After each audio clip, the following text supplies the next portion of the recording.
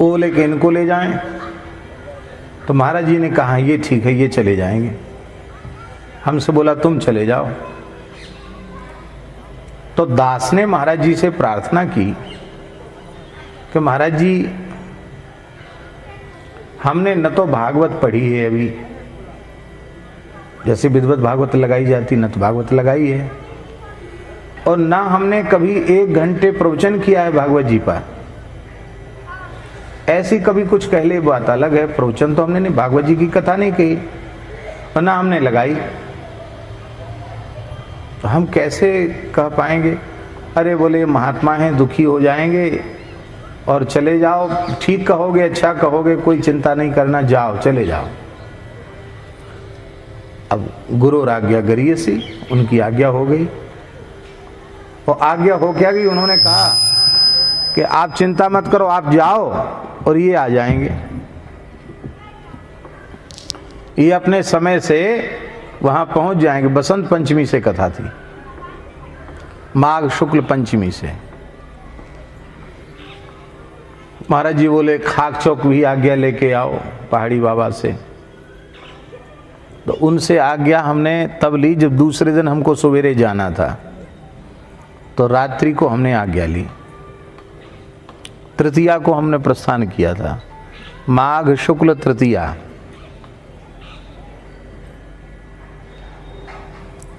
तो द्वितीया को शाम को हमने महाराज जी से पूछा, पहाड़ी बाबा महाराज से, महाराज जी ऐसे ऐसे महाराज जी की आज्ञा हुई है, जयपुर एक कथा के लिए जाना है, आप आज्ञा दें। तो बड़े सिद्ध पुरुष, बड़े फक्कड़ महापुरुष थे।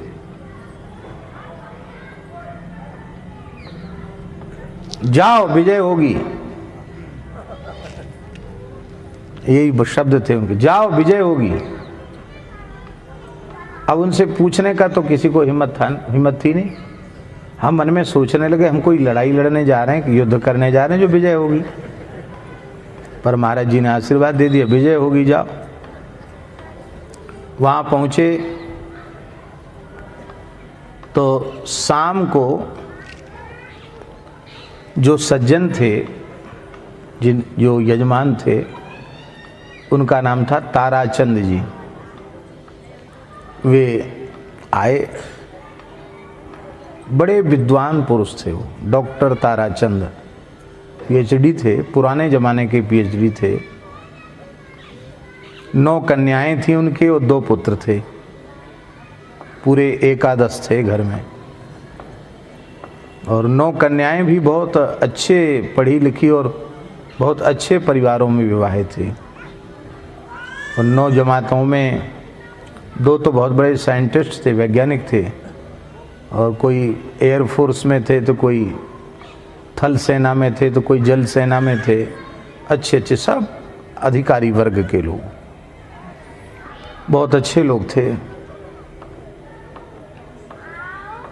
वे आए, बुजुर्ग से थे। आकर के उन्होंने कहा कि हम तो सुन रहे थे कि कोई बूढ़े महात्मा हैं, वो कथा करने हैं। तो बालक आया, वो 1993 में हमारी ये दाढ़ी मूछ भी नहीं बढ़िया से आई थी, नेक नेक रेखा रही होगी। तो बोले ये तो बच्चे जैसे आए हैं कथा कहने।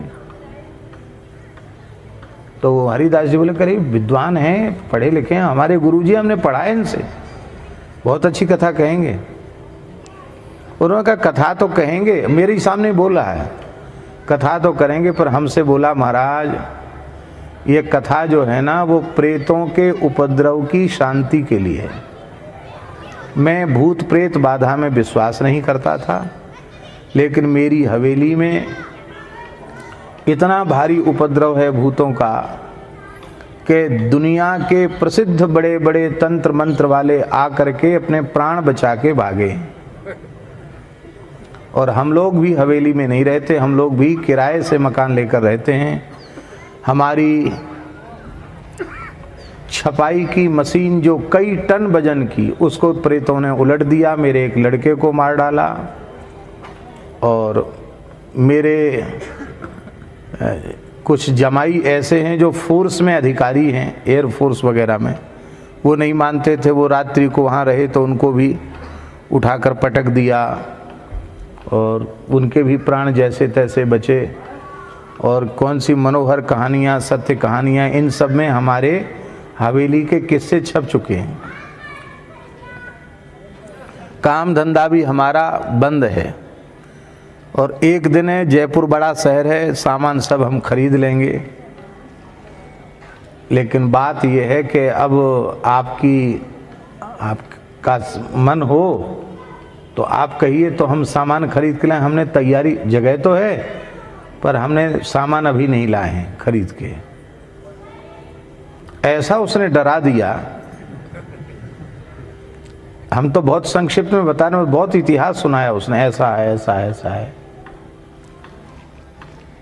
तो हमारे मन में आया कि प्रथमग्रासे मक्षिका पातम, जीवन की पहली कथा और उसमें भी ये उपद्रव। तो एक बार तो मन में आया कि वृंदावन लौट जाएं। इन्होंने भी तैयारी नहीं की है, आपने क्या ज़रूरत है, वृंदावन चले जाएं। फिर हमने मन में आया कि पूज्य गुरुदेव भगवान ने आज्ञा किया है और हम बिना आज्ञा पालन के जाएंगे तो उनकी आज्ञा की अवज्ञा हो जाएगी। तो गुरु आज्ञा की अवज्ञा नहीं होनी चाहिए। फिर खाकचौक वाले महाराज जी ने कहा कि जाओ विजय हो। इसका मतलब है कि वे तो त्रिकालदर्शी महापुरुष, योगीराज महापुरुष, उन्होंने समझ लिया होगा, इसलिए आशीर्वाद दे दिया कि विजय हो। तो दो दो समर्थ महापुरुषों की, गुरुजनों की हमारे ऊपर कृपा है। तो अब हमें भयभीत होने की आवश्यकता नहीं है, ऐसा मन में आया। थोड़ी देर तो हम मौन रहे और फिर मैंने कहा कि हाँ, आप तैयारी करें, हम कथा कहेंगे। सारी तैयारी हो गई। ब्राह्मण देवता भी साथ में थे, सब सामान आ गया, मंडल आदि बनने लग गए। यजमान बोला हम लोग हवेली में नहीं रहेंगे, आप लोगों को ही रहना है वहाँ। और कथा के समय हम लोग आएंगे, केवल पूजन के कथा के समय, फिर हम चले जाएंगे। वहाँ रात में कोई नहीं रहेगा, आप लोग रहेंगे। ऐसा यजमान।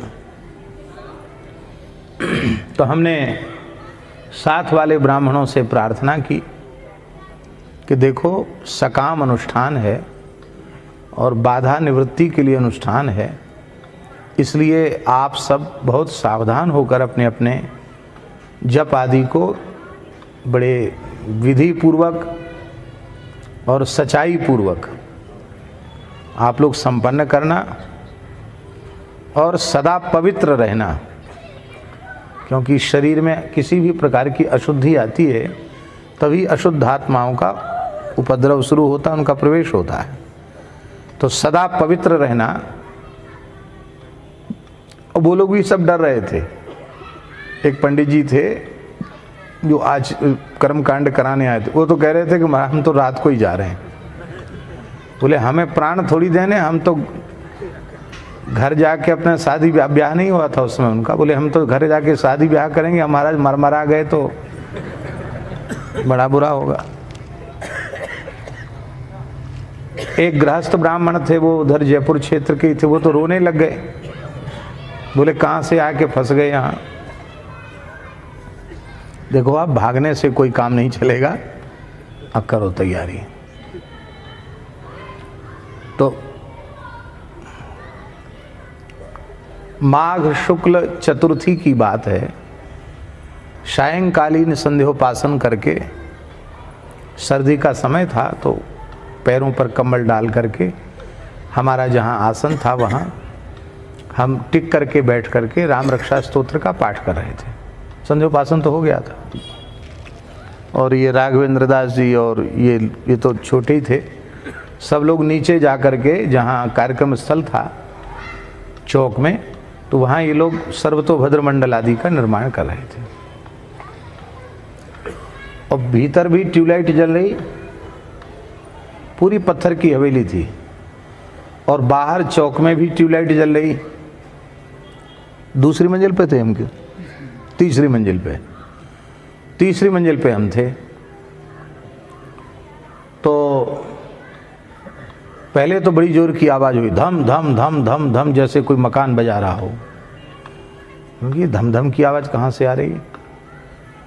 आज सोच ही रहे थे तब तक कुछ अटपटी सी भयंकर सी आकृतियां ट्यूबलाइट के प्रकाश में,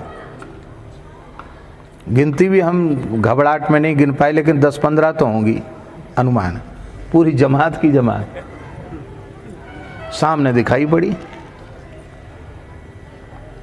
एक लड़का भी दिखाई पड़ा जो उनके ताराचंद जी के पुत्र से जिसकी शकल सूरत मिल रही थी।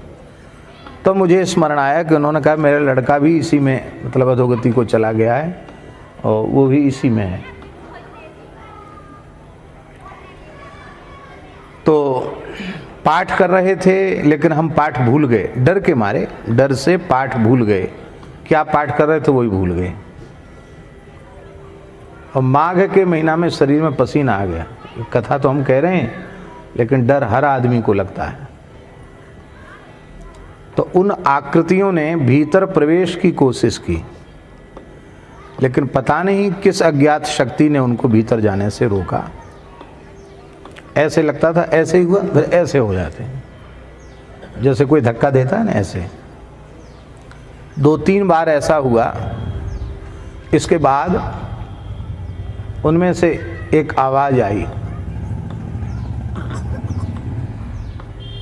हम आपका कुछ नहीं बिगाड़ सकते, हमको यहाँ से जाना ही पड़ेगा। जब ये आवाज़ आई तो मैंने पूछा कौन हो? तो उन्होंने कहा कि हम लोग अधोगति को प्राप्त आत्माएं हैं। और कहाँ रहते हो? तो उन्होंने कहा यहाँ इस हवेली में नीचे तह खाना है, उसमें हम रहते हैं।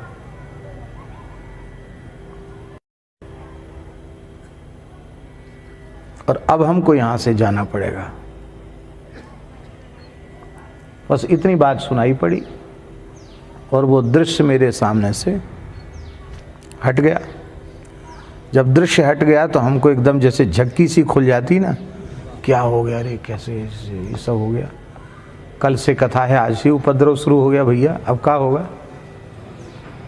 तो मन में आया कि यहाँ अकेले नहीं बैठना चाहिए, जहाँ सब लोग हों वहाँ चलना चाहिए। तो सीताराम सीताराम बोलते हुए हम तीसरी मंजिल से उतर के जहाँ ये लोग नीचे वाली मंजिल पे कर रहे थे वहाँ हम आ गए। तो इन लोगों ने, वो एक योगेंद्र जी थे पंडित जी, उन्होंने पूछा, ये योगेंद्र जी नहीं, दूसरे योगेंद्र जी सीतापुर वाले। तो उन योगेंद्र जी ने पूछा कि आचार्य जी जो थे कर्मकांड वाले, उन्होंने पूछा कि महाराज जी कैसे आ गए? तो हमने उनको कहा कि ऐसे ही संध्योपासन हो गया, वहाँ अकेले क्या करते, इसलिए आप लोगों के पास आ गए। क्योंकि हम बता देते कि अभी ये तमाशा हुआ है तो ये तो बीच में ही छोड़ के पहले ही भगने के लिए तैयार है, तो भग ही जाते। इसलिए हम उस बात को छिपा गए, बताया नहीं। सवेरे वह व्यक्ति आया, आयोजक। उस व्यक्ति ने कहा कि आप लोग रात्रि को ठीक से रहे? हाँ ठीक से रहे, कोई तकलीफ नहीं? कोई तकलीफ नहीं। बोले महाराज ये पहली घटना है इस उपद्रव शुरू होने के बाद कि एक रात्रि कोई मनुष्य जिसमें रह पाया है, यहाँ कोई नहीं रह सकता था। आपको कुछ भी नहीं यहाँ दिखाई पड़ा। तो हमने कहा कि एक बात बताओ, यहाँ तहखाना है कोई? तो बोला तहखाने का रहस्य केवल मैं जानता हूँ और मेरा लड़का जानता है, और कोई घर में नहीं जानता। ये पुरानी स्टेट के ज़माने की राजाशाही हवेली है, हमारे पिताजी ने खरीदी थी और हम लोग ठीक से इसमें रहे। पर हमको किसी ने बताया कि इसमें कुछ भीतर है। भीतर है का मतलब माल पानी। तो बस वो जैसे ही हमने खोदा है नीचे, और उस तह खाने के खुदते ही ये उपद्रव शुरू हुआ। उसमें क्या था कि उसमें उनको कुछ मिल भी नहीं पाया। हुआ क्या कि राजाओं के ज़माने में कुछ लोगों को मतलब वो दंड में, मृत्यु दंड में मार करके डाल दिया गया होगा, वो सब अधोगति को थे, ऐसा था कुछ। तो ऐसा कुछ कर दिया होगा कि कोई बांध दिया होगा, कुछ कर दिया हो, जैसे ही वो खुला द्वार के घर में उपद्रव शुरू हो गया, ऐसा था। तो बोले महाराज आपने तह खाने की बात बताई, मैंने फिर पूरी घटना उसको सुनाई। बोले हाँ बिल्कुल सही है, और रो करके कहा कि अब हमें विश्वास है कि हमारा कष्ट दूर हो जाएगा।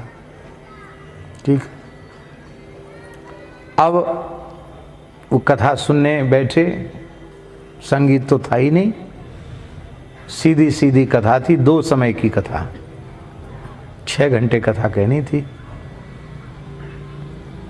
पाठ करने वाले मूल पाठ अलग कर रहे थे।